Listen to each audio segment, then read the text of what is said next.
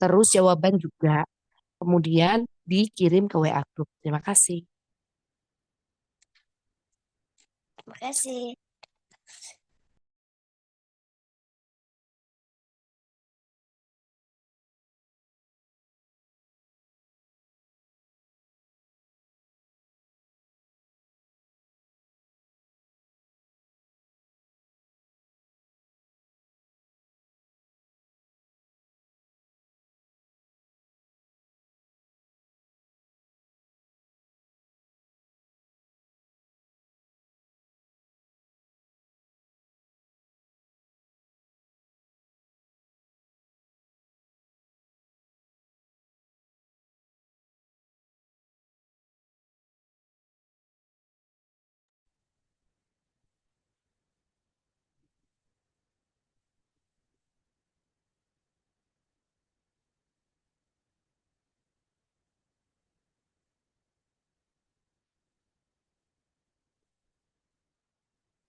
Assalamualaikum warahmatullahi wabarakatuh.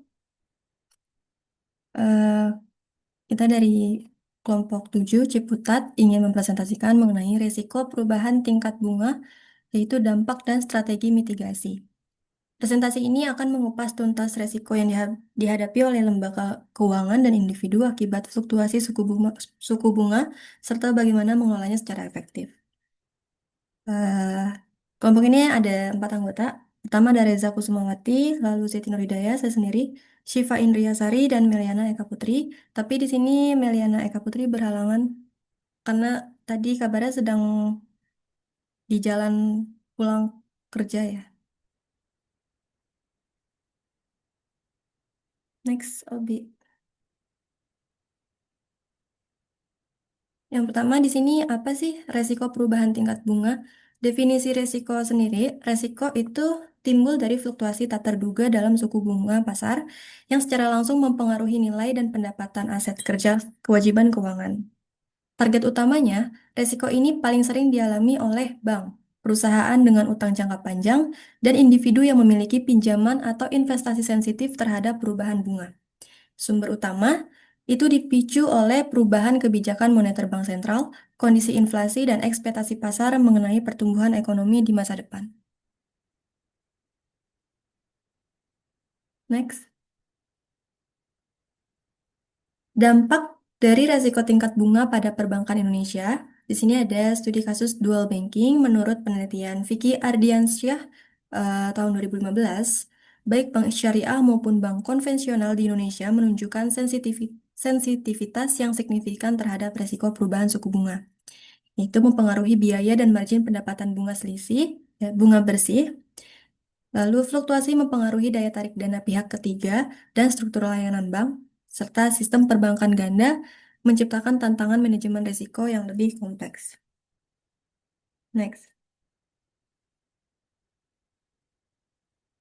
Mekanisme transmisi kebijakan moneter dan risiko.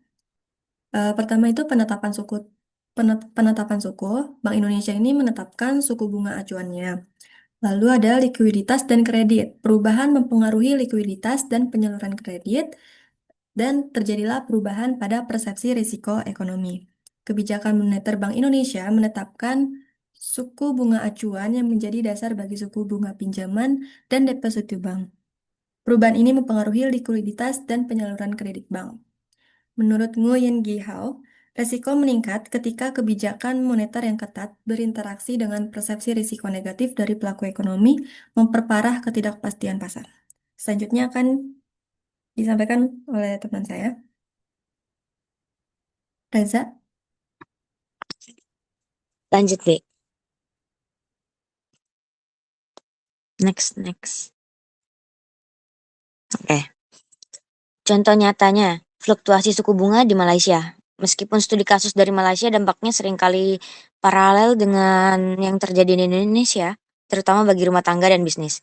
Kenaikan OPR atau overnight policy rate meningkatkan biaya pinjaman rumah dan bisnis. Hal ini memperlambat aliran cash atau cash flow rumah tangga dan berpotensi memperpanjang tenor pinjaman, menekan belanja konsumen. Terus penurunan OPR bertujuan merangsang ekonomi dengan menurunkan biaya pinjaman. Ini mendorong investasi dan meningkatkan konsumsi, namun harus diwaspadai agar tidak memicu inflasi berlebihan. Next. Risikonya di sini ada 3. Risiko bagi individu dan bisnis. Yang pertama, beban pinjaman meningkat. Kenaikan suku bunga secara langsung meningkatkan cicilan bulanan untuk pinjaman seperti KPR, kredit kendaraan, dan modal usaha, terutama yang menggunakan suku bunga mengambang. Yang kedua, tekanan likuiditas bisnis. Aliran kas perusahaan melambat karena biaya utang yang lebih tinggi, berpotensi menimbulkan risiko gagal bayar atau default, atau kesulitan likuiditas operasional. Yang ketiga, peluang pembiayaan murah. Penurunan suku bunga membuka jendela peluang untuk pembiayaan ulang, refinancing atau investasi modal yang lebih murah. Namun harus diimbangi dengan risiko inflasi yang menyertainya. Nah, mengelola risiko ini memerlukan perencanaan keuangan yang cermat, baik di tingkat rumah tangga maupun korporasi. Next. Strategi pengukuran risiko atau repricing model. Repricing model adalah alat kunci dalam manajemen risiko perubahan tingkat bunga, membantu bank untuk memproyeksikan perubahan pada pendapatan bunga bersih mereka. Pengelompokannya seperti gambar di samping. Terus ada aset dan kewajiban dikelompokkan berdasarkan seberapa cepat suku bunganya akan berubah. Terus gap analisis mengukur selisih gap antara aset dan kewajiban yang sensitif terhadap bunga dalam periode waktu tertentu. Yang ketiga, proyeksi dampak, memproyeksikan dampak perubahan suku bunga terhadap pendapatan bunga bersih atau NII bank.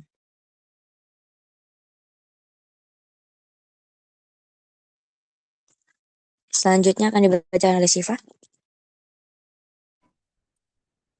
Oke. Nah, selanjutnya mitigasi risiko perubahan tingkat bunga. Yang pertama ada diversifikasi portofolio, menciptakan keseimbangan antara aset dan kewajiban dengan sensitivitas dan tenor yang berbeda untuk mengurangi kerentanan keseluruhan.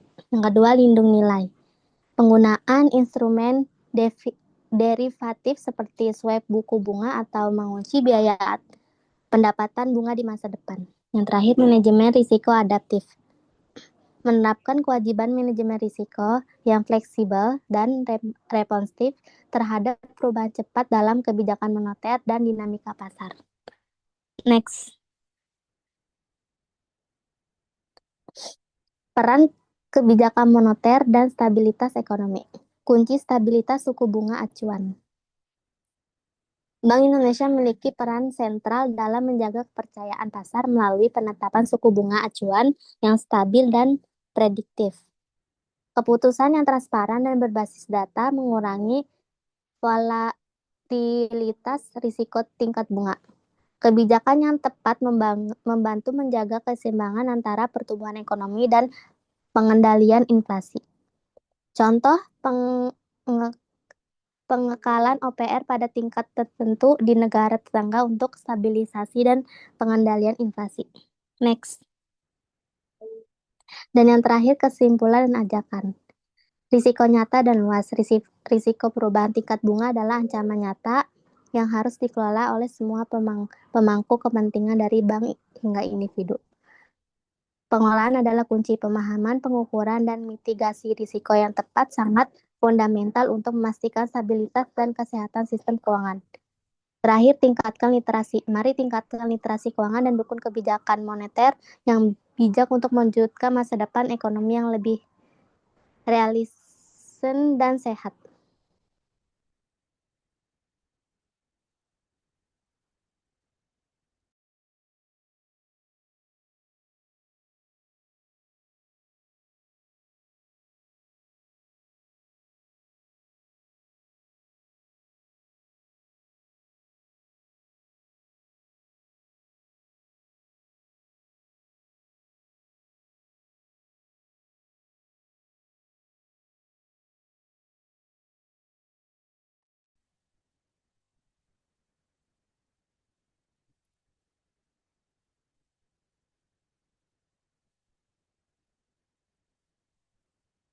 Baik, sekian presentasi dari kelompok 7. Kalau ada pertanyaan, boleh.